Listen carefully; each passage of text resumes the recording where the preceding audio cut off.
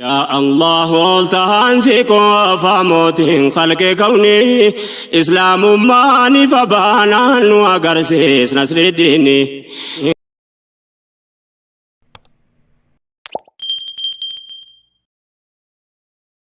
السلام عليكم ورحمة الله وبركاته. كبجمتوتا في جالتمتوتا كو أرالي فيديو أدى كبدي دفين جرا akkuma beekamu nyaata qopheessuufiin deema.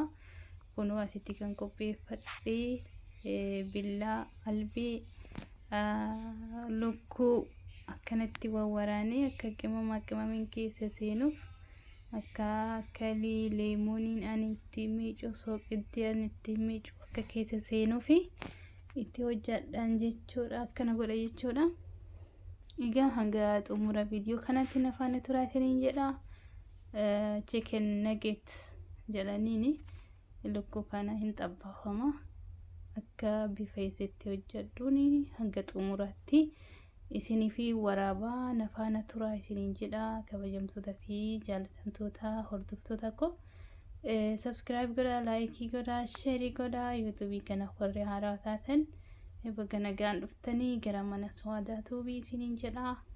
Egaa hojii kana irraa waa barannaa laala ammallee kan itti naqaa jiru meeshaalee itti naqaa jiru kana laala.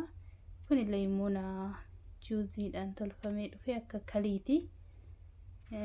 Ammallee kan itti naqadhe kan dura itti naqe soogidda.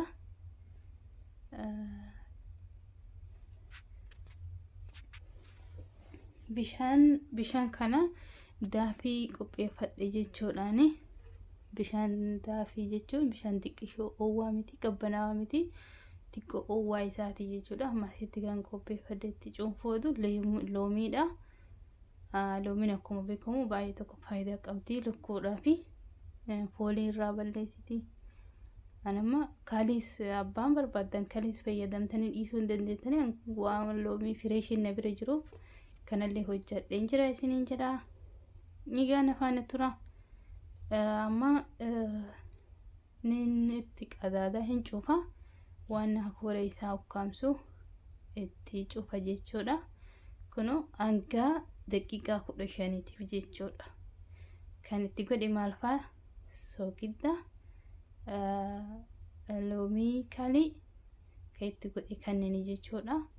Amma daqiiqaa 15 booddee kunoo dhufeen jira. Qimamaa fi qimamii hiyyaasitti walitti naqachaa jira jechuudha.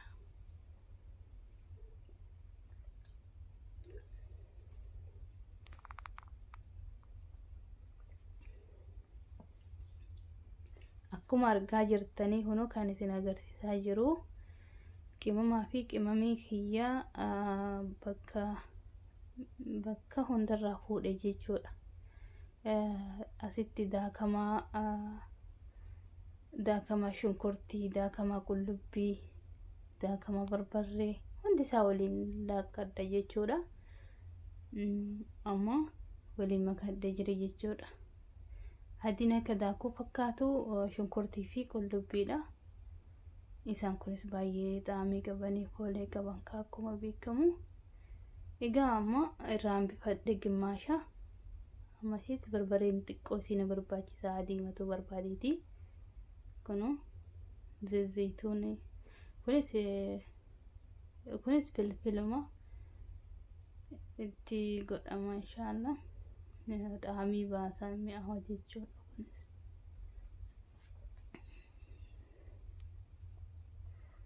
Kunis zayituunidha.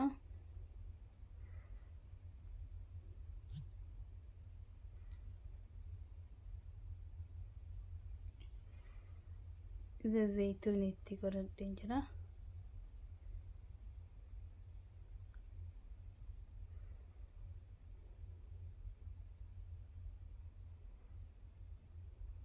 Tolika asitti daakama qoronfodiiti. Qoronfodii daakamtu jechuudha. Maaliif waan hojjetan tokko kunis soogidda. Raafuun qabu kakayyoo dura hin miicin jechuudha. San hin miicin bishaan san irraa gannaqe waan ta'eef xaamii sun keessaa bahee jira waan ta'eef hamma nan kabira haaraatti itti godhadha jechuudha. Egaa amma waliinii maka jechuudha. Amma lukkuu kana reefu tana qaama isaa gubbaranii wawwaraane amma qimamiin kun ka'ee keessatti gala jechuudha. Isinii galee qimamiin kun amma keessa isaa tokko tokko itti seenaa. Kanaaf maqaa isaallee yoo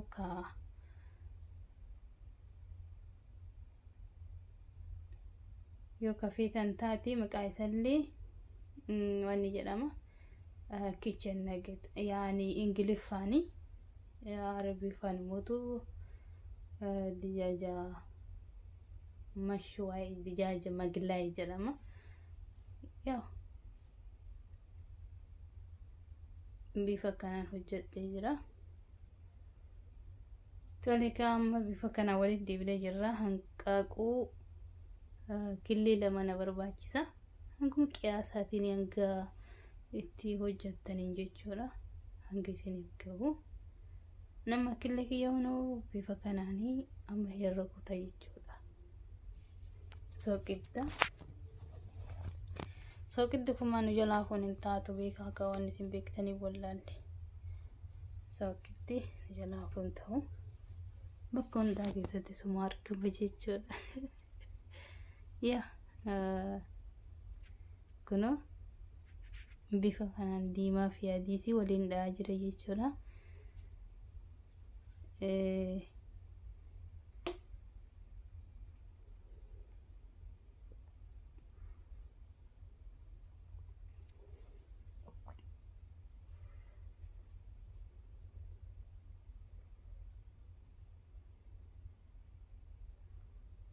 Egaa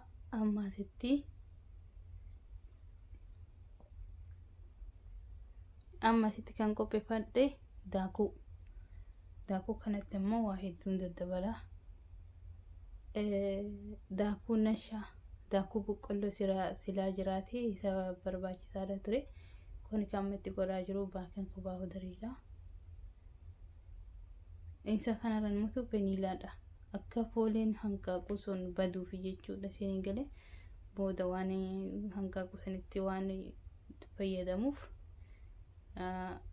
maqaa hafuurri hin bada jechuudha.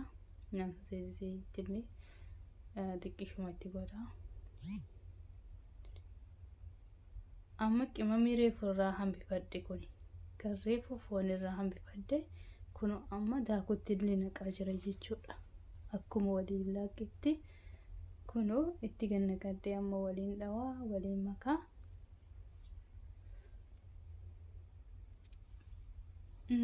Amma isa kana hojjechuudhaaf koronfleksii jettiin gaa ijoolleen koronfleks ganama ijoolleen aannaniin dafifatanii dhugan jechuudha.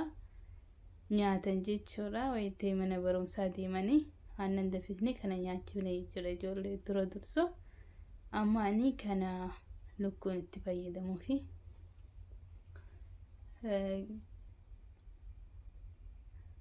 itti makadhe jechuudha na barbaachifte waan taateef. Kun daakurallee soqiddi nafu.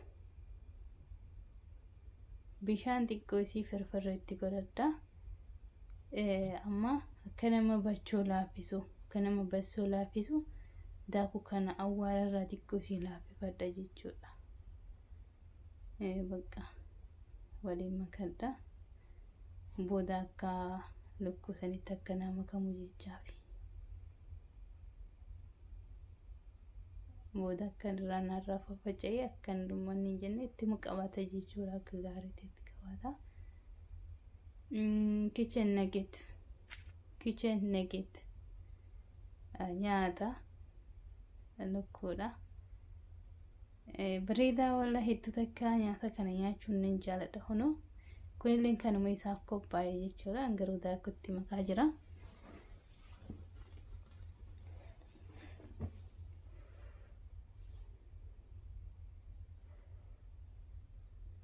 Diqqishoo na barbaachisaa bas hedduu osoo hin ta'in.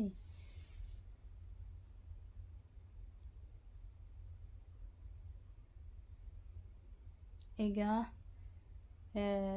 hedduu takka lukkuun amma lukkuun kiyyaa qimamaa fi qimamiidhaan tolchee qadaadee jira uduraati. amma zayitii kiyyatti naqadheen jira. zayitii keetti tabbasu ammatti qophaa'een jira jechuudha. lukkuu killeen hunuu kan rukutee jikaayleen hasii hunuu amma hin urgaa folee qaba. amma kuni kan qimamiin tole amma akka godhu hubadha. kunu shoisma kunu killee uduraa baxaabbate isaanii isaa waliin maka jechuudha.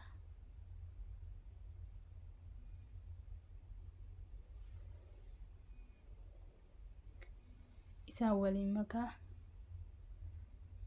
no kunu amma daakuu san keessa kaa'aa jechuudha. akkasitti itti maree kunu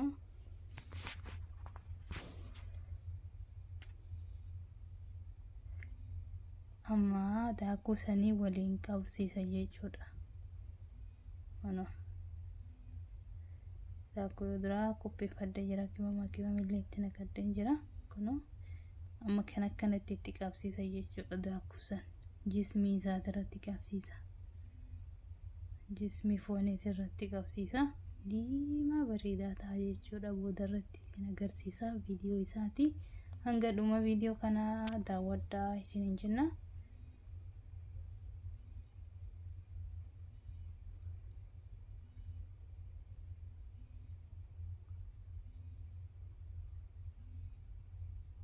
amma kunoo bareedaadha. amma zayitiin kiyyalleen qophaa'ee jira.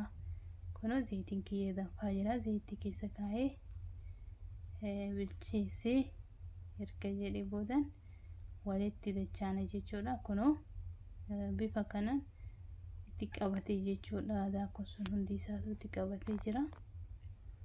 yaa bifa bareedaadhaan bilchaate jechuudha. amma lukkuun kun mi'aawaa nyaanni isaa maashaallah jettanii kuna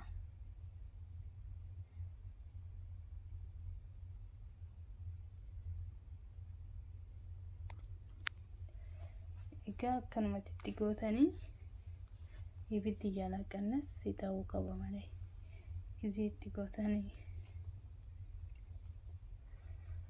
ibiddi jalaa gadi qaachuu qaba.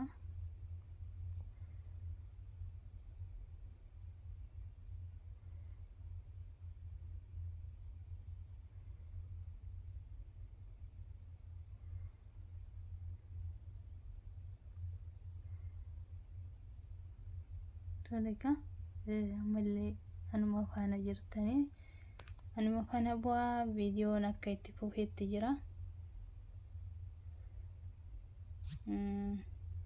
kunoo zayitii amma jalaa gadi qannasee ibidda laafarratti bichaachaa jira jechuudha. ni diimataa ni bareedaa ni mi'aawaa. kunoo bifa kanaan qopheessaa jira jechuudha. baasee walitti dachaanee jira. kunoo asitti muutuu kachabii mayoneesii nama barbaachisa. asitti salaaxallee abbaan barbaadu salaaxallee nyaachuu danda'a. waan faana turtaniif galatoomaa isiniin jedha.